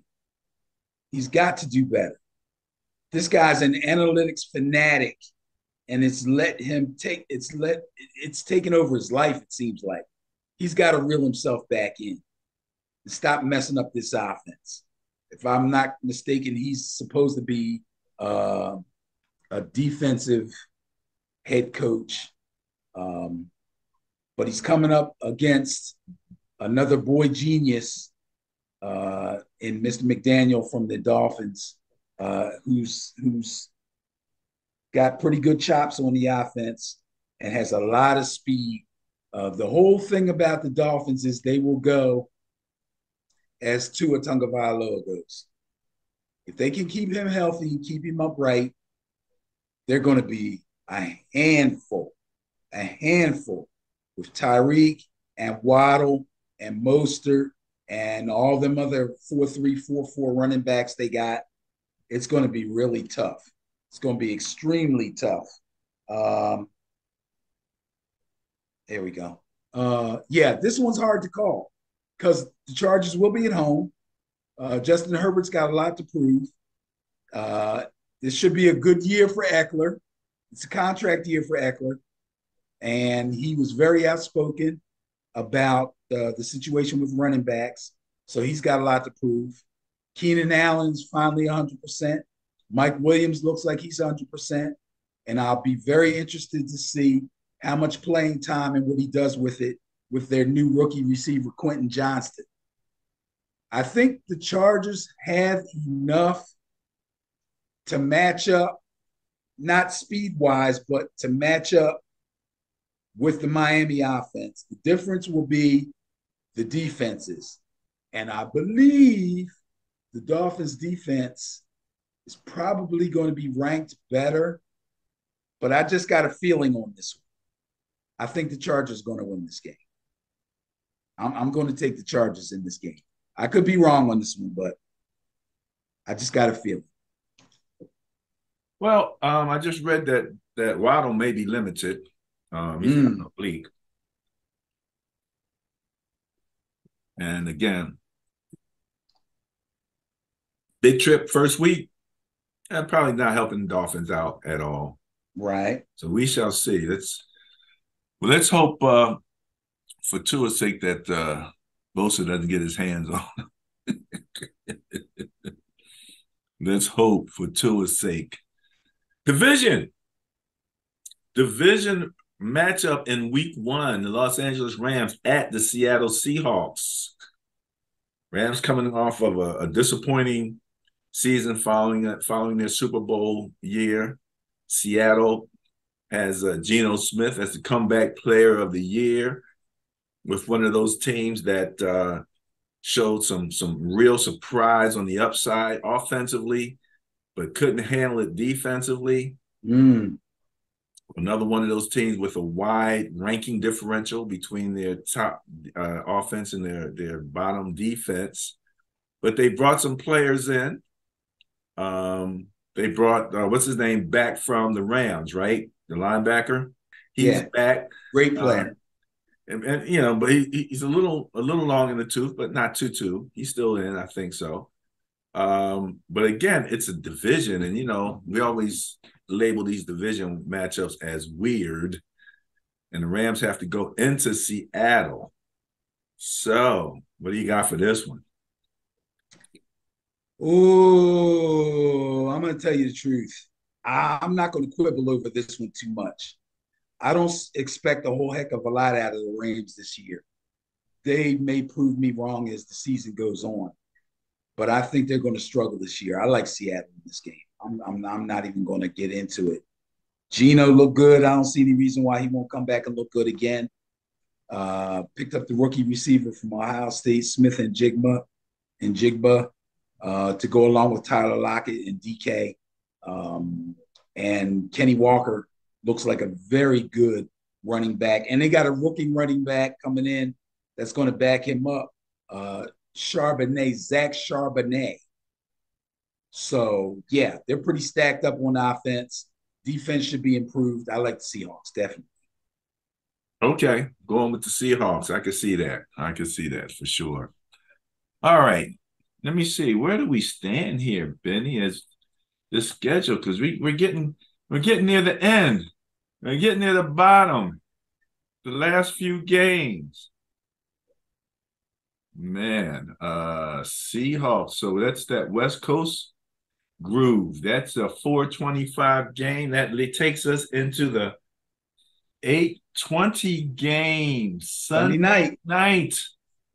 Another division matchup. Bam! Dallas Cowboys at the New York Giants. Prime time, baby. Prime time. Dallas Cowboys at the Giants. Dak versus Daniel. My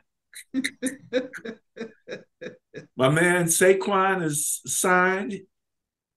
I don't know if he has any ill feelings, but I think he's ready to go.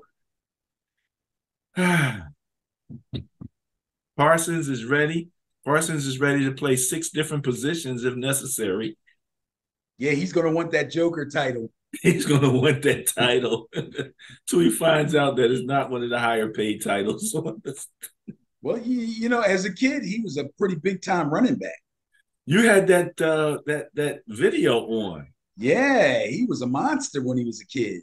Oh my goodness, he was just bigger, stronger, faster than everybody. Just out there, just running by, over, through guys. Then he winds up on defense, right? Like 2 great running backs here, wound up on defense.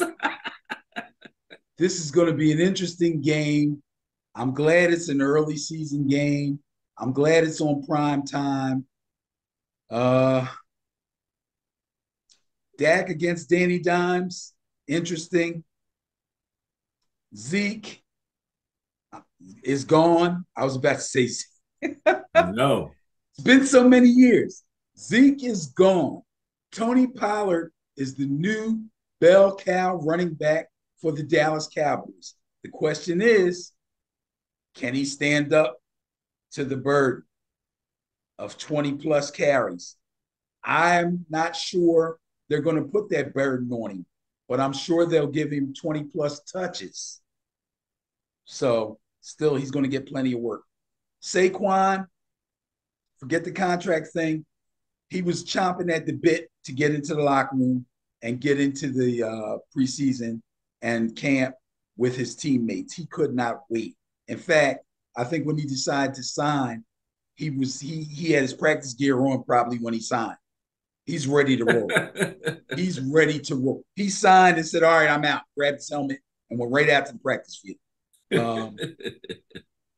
Lot of interesting things I'm looking for from my Giants. First of all, you want to talk about a track team. We got ourselves a speedster, brother. Jalen Hyatt out of Tennessee. This kid can burn. You don't like speedsters, right? I thought you went real. No, I love speedsters when they play for me.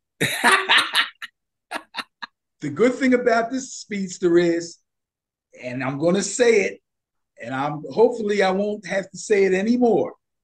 This is not your average take the top off speedster. This kid can really play. He can really run routes and he can really catch. Okay. All right. Not just to take the top off guy. Not just to take the top off guy. That's your pet peeve with speedsters. Right. But the interesting thing about the Giants is their wide receiver room is very, very full. All the chairs are taken. Sterling Shepard is finally pretty healthy. The kid Hodgkins proved himself last year. Slayton looks good. None of these guys are big name guys, but they can all play. And they all want playing time. So you're going to get the best out of each and every one of them. The one kid that's missing that caught my eye last year, and oh, by the way, we were talking about Chiefs wide receivers. Fantasy note, some of you guys don't know about this dude, Richie James. Richie James, I believe he played for the Niners for like 2 seconds. He played for the Niners. Yes, he did. Yes. He's a little guy. He's a little guy. Yes, but he's quick and he can run. Richie James has left the Giants and is now with the Kansas City Chiefs. I hated to see him go. I liked Richie James. But the bottom line is these guys are going to be all fighting for playing time and receptions and targets, which is going to bring the best out of them. I think the Giants are going to win this game. I think MetLife is going to be rocking, and I believe the Giants are going to prove that they are a playoff team in waiting. Well, I shouldn't say in waiting because they made the playoffs last year. So I believe they will do it again. I like the Giants to beat the Cowboys. All right. According to this last meeting, Cowboys 28, Giants 20 last season. So a bit of a revenge factor here. Yeah. Let's get this act together. You're going with the Giants over the Cowboys. All right. Well, divisions are so weird. Anything's possible. And that's the Sunday night game. Congratulations on being prime time. But speaking of prime time, you ready for the prime time game? I'm ready for the prime time game. Buffalo Bills going into New York to play the Jets. Jets, Jets, the only team I had any family that played for. Jets, Jets. Matter of fact, I heard Josh Allen giving Aaron Rodgers some reverence, today. It's a surreal thing playing against somebody you watched as you grew up. Old ass. That guy over there's got more gray hairs than his coaches. It is a compliment. It is a compliment. And I want to remind everybody, I said this, seasons ago. I don't know how many seasons. Remember I said Aaron Rodgers had the best fall away deep pass in the league? Right. they've already talked about his ability to fall away and throw the ball. You know, it's like that fall away jumper that so many NBA players finally developed. You know, who had the best fall away jumper off the top of your head? Woo, Kobe. Kobe. I'm thinking about who was it with the Sixers? Who, Andrew Toney? Tony or Nah, Tony had a straight up jumper. Lloyd World B. Free had Lloyd a nice Fury. fall away Thank jump. you. I couldn't think of it. Absolutely. Sorry, young Absolutely. folks out there. Had to go back in time on you. Go back and just check out some World Be Free, Lloyd World B. Free. So Free. much fun. Oh my goodness, so much fun. All right, back to the Bills. The Bills are going into New York. It's all New York. They're not traveling that far. Same coast. Bills had a little drama in the preseason with Diggs and everything, but that's all done. The Jets are coming in. They had a defense that one of their players is now comparing themselves to the old Ravens and the old Chicago Bears. He thinks he has the potential to be that good, which was the conversation I don't know piece. about all that. They were talking about on every channel, man. I was like, okay, enough of that. But he's talking. They're doing a lot of talking, and they do a lot of cussing on their on the Hard Knocks show. So they think they're tough. They're talking tough. They got a defensive minded coach on both sides of the ball, right? Both of what do you Yes. call Buffalo's coach? Yeah, Sean McDermott. Is he? Would you consider him defense I background? believe so. Yeah, I think so. So you got two defensive minded coach. You got one young gun in Josh Allen, one old gun and Aaron Rodgers. But I don't know. I think if you were to compare defenses, you might have to go with the Jets, Benny. I'll tell you what, it's close. Bills defense is very good, but the Jets defense looks like it's going to be very, very good. Quentin Williams is a handful on that D line. In the preseason, he pretty much looked unblockable. I know he was going up against some backups sometimes, but I mean, in practice, in the inter squad scrimmages, preseason, this guy, he's got a nice new contract, played great last year. Quentin Williams is, man, he's looking great. But the big matchup is Stephon Diggs versus Sauce Gardner. Now, it'll be interesting to see if Sauce travels, if Diggs lines up on opposite sides of the field, if Sauce goes with him. I don't think Diggs is going to like that very much. He's already got an issue about the amount of targets that he gets. And if Sauce is on him, it's going to be tough to not try to go elsewhere, But and that's despite the fact that I believe he had the most targets on the team. Yeah, he thinks he should get more. Now, some people will say that's selfish. Some people will say, well, he is the man. So he's him, as he says. Yeah, he's him. Right. So we'll have to wait and see. I'll tell you the truth, man. This one's going to be fun to watch. But I got to pick a winner. Yes, you do. I think the Jets are a little full of themselves, including Robert Saleh. I'm picking Buffalo. Going with the Bills. I'm going to take the Bills to win this game. I think James Cook is going to be a nice addition at running back, second-year player.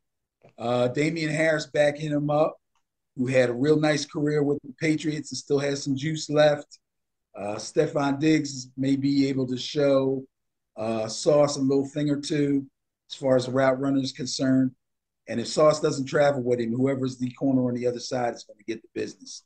I like the Bills. Yeah, I think that if I were to just look at the two teams, I would say that the Bills have been the more stable team coming into this season. So they should be able to come into week one a little bit, better prepared. They're not working out any kinks. They don't have the new quarterback and the new this and the new that. The new philosophy. So I can see that, and it will be so interesting to see Rodgers take an L and his first L in New York.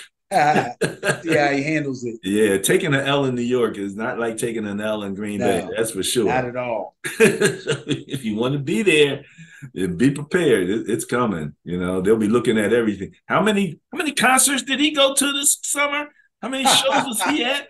How many of the mushrooms did he eat? How many mushrooms did he take? Yeah, that's a tough crowd to come in, and especially, and again, right? That's 3 straight division games, Benny. Yep. 3 straight division games. We get a Western division, NFC West. We get an AFC East, and then an NFC East rather, and then an AFC East. All division for the last 3 games of Week 1 going into the season. Woo! All right, Benny. Let's wrap this puppy up. Any last words about the season? Nah, man, I first can't week wait. of the season, I should say. This is going to be great. This is going to be great. Nice matchups all the way along. Lots of things to look for. Rookies, I can't wait to see. First-year players getting a lot of reps and being depended on in a big way. Let's get this thing going. All righty, there we go. All right, Benny, let's transition to the social media portion of the show. All right, Benny, so let's take a look at the Ben and Barry on Football Facebook page. I always screw that up. I always say Ben and Barry on Facebook, which is kind of what it is, but not exactly. Let's take a look at the page. So let's start. The book 7 Habits of Highly Effective People says, begin with the end in mind. And the end of this season, starting 1, is the Super Bowl. Yes.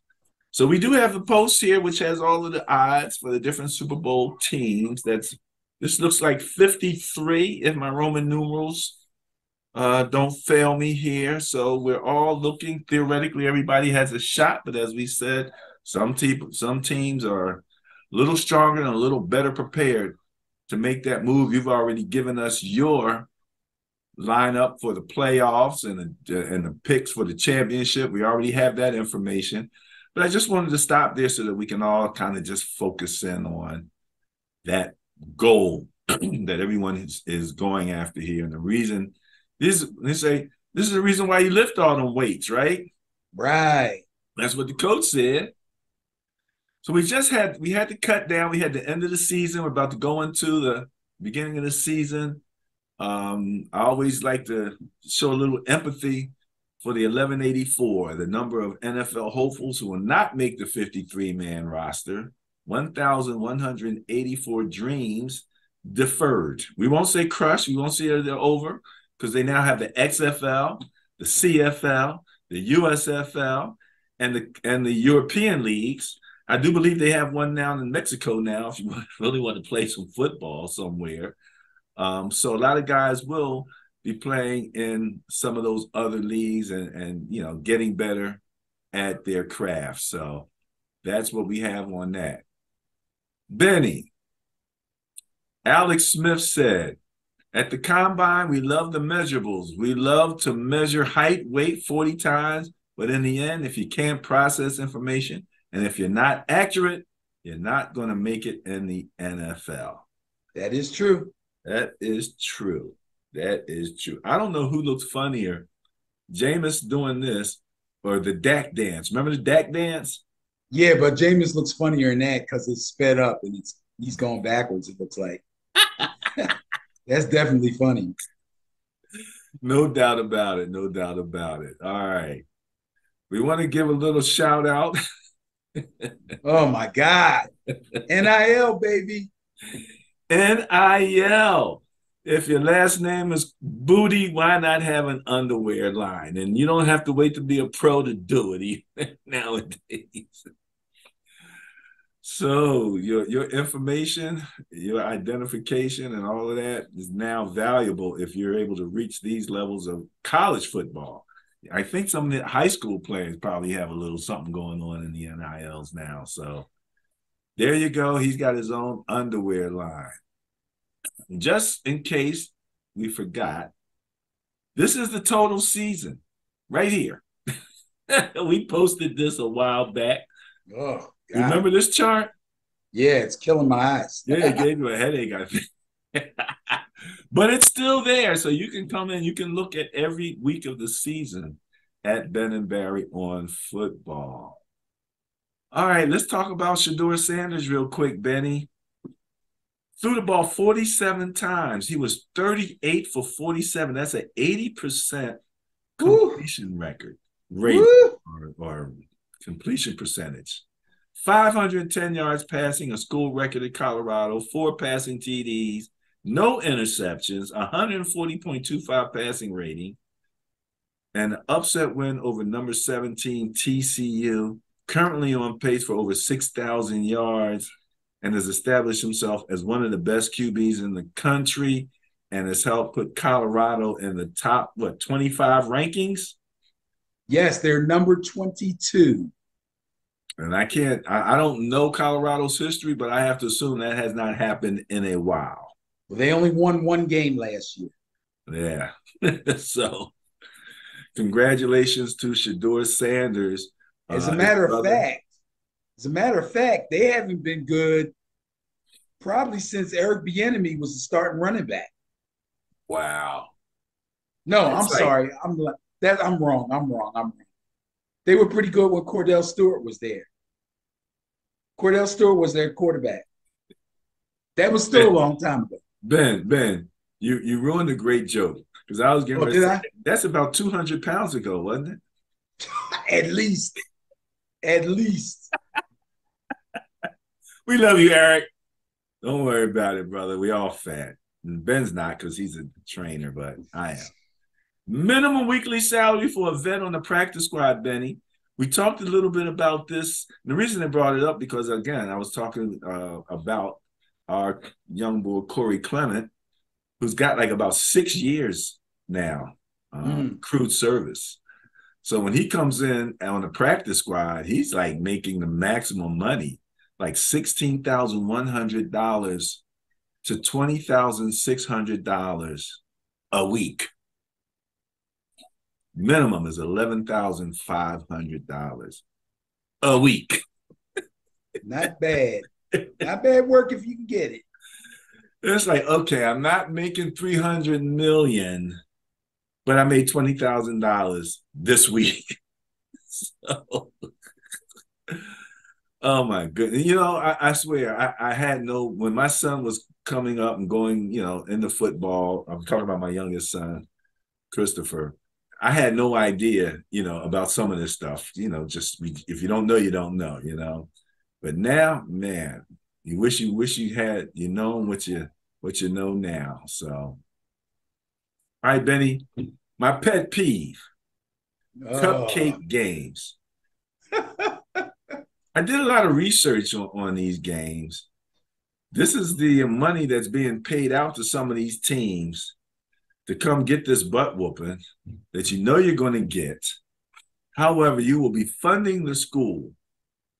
And I keep reading articles. I kept reading articles. And what I was trying to get to was an article that was taking a look at the psyche of the actual players on these teams like Appalachia, Miami U, or Jackson State, or Stephen F. Austin, those kids who have to actually go out there and match up. And I believe you said something that did make sense. Like if they actually play well in one of those games, it could really be big for them in terms of, moving them into the spotlight, of college football. But it seems as if this is something now that's well entrenched. It's not going anywhere. The teams that are taking the money aren't complaining. The teams that are paying the money aren't complaining. and I don't know if this qualifies like a preseason game for some of these larger schools, but I think the only thing that really kind of, I don't know, irritates me is when I watch the fans cheering as if they just beat up a good team. I'm like, they should be like, okay, say you beat, Appalachian State. Okay, so here's your applause. See you next week. You know what I mean? But they're jumping up and down like they just finished, beating Ohio State or somebody. So yeah, well, it's college. I guess in a way, for the Power Five team, it qualifies psychologically as a preseason game, although it is an actual regular season game that goes on to their regular season record. Right, exactly. The fact that they pay a lot of money to have these teams come in is an incentive for these teams to come in. And it's also an opportunity for their players to see what it's like to play against a Power Five school. It might not be a great experience, may not be a pleasant experience, but it's an experience nonetheless. Now, obviously, the schools could use the money, so that's a good thing for the school itself. And every once in a while, one of these schools does win. Appalachian State, at the top of your list here, did pull off an upset against somebody a year or two ago. Yeah, I remember that. And I think one just went down last week, too. It was an HBCU beat somebody. I can't remember who the heck it was. It was one of those A&T schools. They got somebody. They snuck up and got somebody. So I would have looked it up if I didn't realize we were going to talk about this. I would have looked it up. But it happens. It does happen. It happens, like I said, when I first found out about it, I was like, what the heck is going on here with the 8 at first you nothing go, scores and the all fans that are going stuff. crazy. But the fans, you can't blame them. First of all, it's college. So they're all, a bunch of them are, not all of them, but a lot of them are students. They've been drinking all day. You know what I mean? Everybody likes to see a good butt whooping. The band is playing. You can't fault them for that. Well, I mean, I understand. We're all, we're young, at that age, and we're just having a lot of fun. That's the number one thing. So I'm going to leave it alone. But I just thought I'd mention it because it's just if you don't know that this is happening, like if you're a novice to college football, like I kind of was, and you start to see this stuff, and you're like, "What the heck's going on here?" Yeah, the first thing you think is why. Right, exactly. Why would you do that to yourself? Why would you do that to yourself? But like we used to say, Benny, why do you do it? For the money. Money. For the money. Condolences go out to the family and friends of Douglas, the loss of his son, who died in a car crash. So I didn't know his son was a radio personality, though. Shane's current radio personality. Well, Hugh Douglas is a radio personality. Well, maybe that's what they were talking about. I think they're talking about. Yeah, Hugh Douglas is the radio personality. I'm crazy. In any event, we want to just send out condolences to the friends and family. All right. We talked a little bit about Shedeur, but we knew this was happening all along, but I don't know if everyone knew that he was getting a bit of mentorship from one Tom Brady. Interesting size difference there, isn't it? Yeah. Brady's a big guy. Yeah. Brady's that 6'5", 6'6" type guy, man, with the quick release. But Shedeur, man, getting it done. So who do they play this week coming up, Benny? They play Nebraska. Oh. And I'll tell you this. I happened to catch the Nebraska game last week, On late night TV, they played Minnesota. And if I'm not, well, I don't even want to speculate on that. Neither team was ranked at the time. Now, I know Colorado was ranked at this moment. I'm not sure if Nebraska is. I think they're going to go 2-0, baby. I Yeah. believe they will beat Nebraska. Yes. From what I saw, they're going to beat Nebraska. And Nebraska, their head coach is Matt Rule. Oh, right, right. Matt Rule, who used to be at Temple, who used to be at Carolina with the Panthers, is now back in college at the University of Nebraska.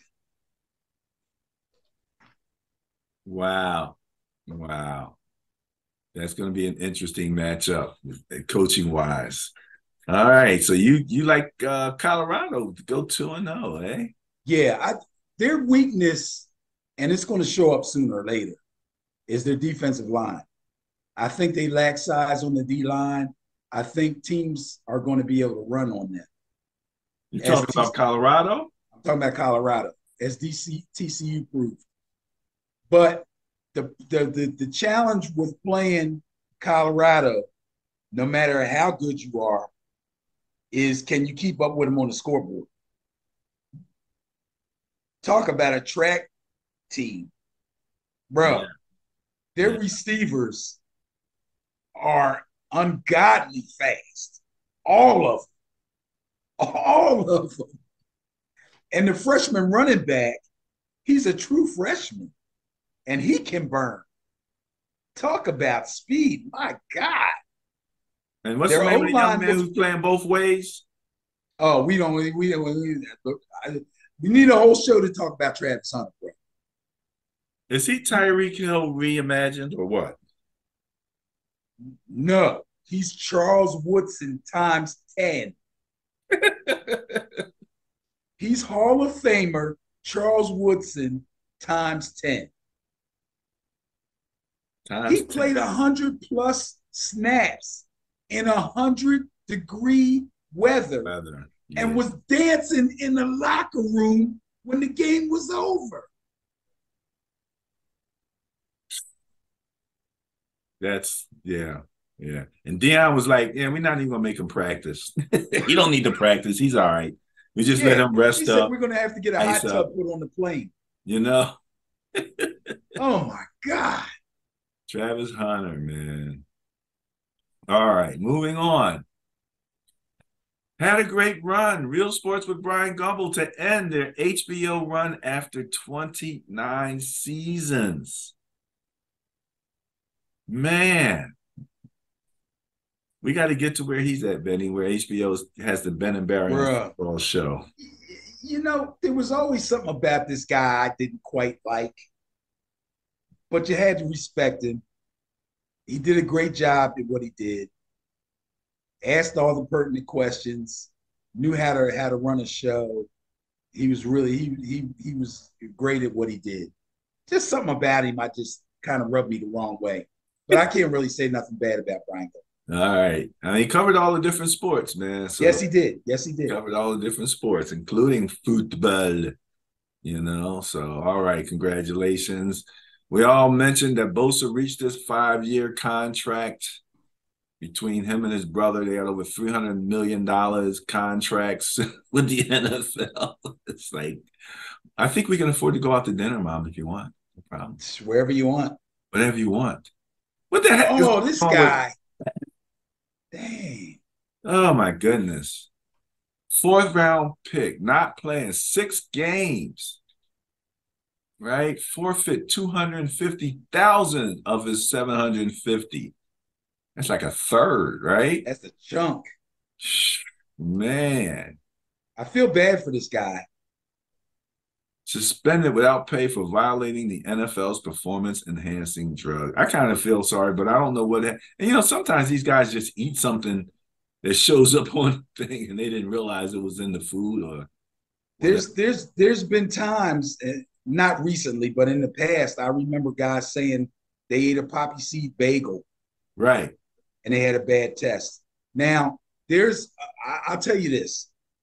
I do personal training, so I'm always looking at personal training videos and exercise videos and stuff like that. So you know how Facebook is. You start getting stuff about supplements and all.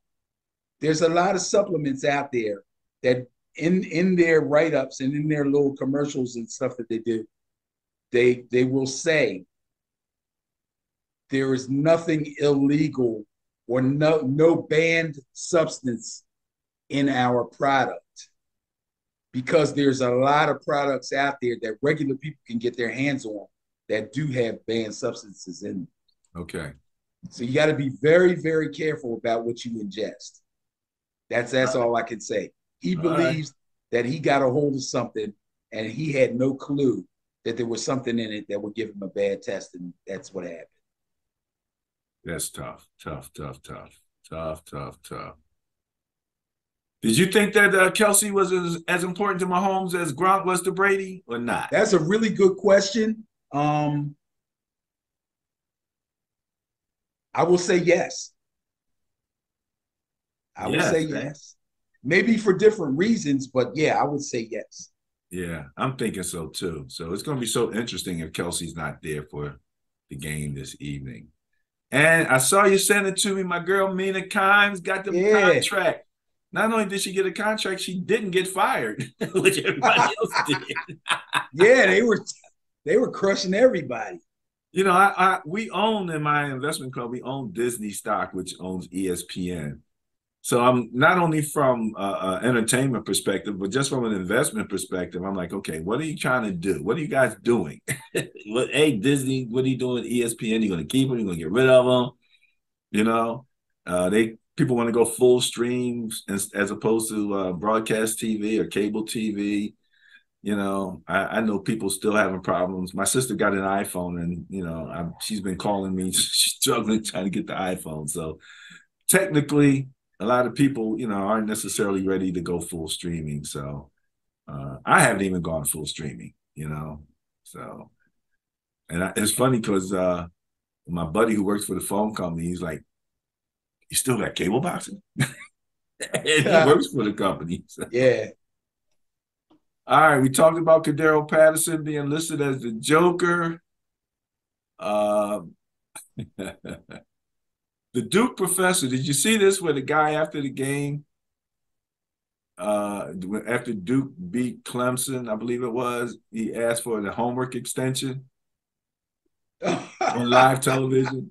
He's like, wow. To his coach, to his professor. I bet you that happens a lot. Well, you just never hear a guy come out and say it like that. Say it. I know everybody was cracking up. They thought it was hilarious. But apparently the Duke professor says, well, excuse me, a couple of your linemen who played in that game already turned their homework in. So sorry. Ooh, ouch. Sheesh. Oh, man, don't you hate those guys who mess up the curve? Yeah, man. Just mess up the curve for everybody, man. All right, Benny, speaking of messing up the curve, unless you have some final words, we're about ready to say thanks for following. Please leave comments and suggestions. #football is life is our motto. I got nothing left, bro. I can't wait. Tonight can't get here fast enough for Thursday night football. Fantasy players out there, good luck. Check your lineups. Don't forget to recheck your lineup Saturday night or Sunday morning before the Sunday games get played. Make sure you have your proper starting lineups in. Make sure you don't have starters that are injured or questionable. And good luck out there. Peace.